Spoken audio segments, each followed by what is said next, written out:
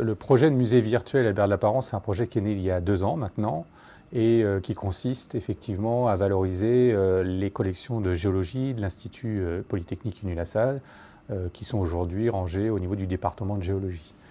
Et donc ces collections qui existent maintenant depuis la fin du 19e siècle, nous souhaitons les valoriser et les mettre à disposition de tous, et notamment le musée virtuel aidera à présenter nos collections à l'ensemble des personnes intéressées par ces collections-là.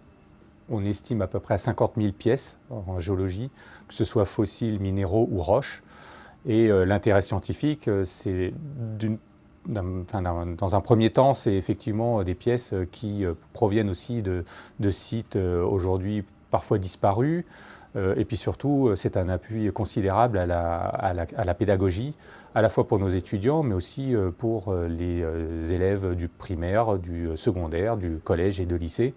Et parce qu'effectivement, on a des pièces uniques ici à l'Institut. Et l'idée, c'est de pouvoir s'immerger dans les collections telles qu'on pourrait le faire ici à l'Institut, dans le Compactus, ici où nous sommes.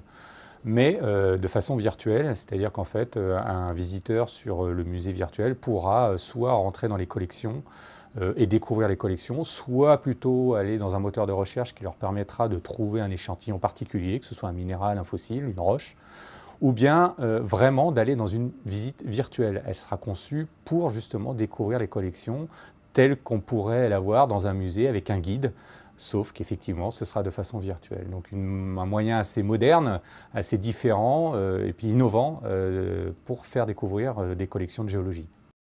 Aujourd'hui, on est à peu près à 1600 photos de portoirs, plus 800 photos de pièces à l'unité.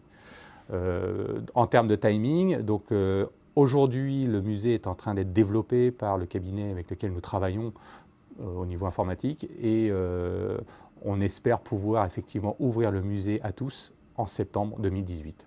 Alors, le mécénat de la Fondation du Crédit Agricole va nous permettre justement de financer le développement informatique du musée virtuel.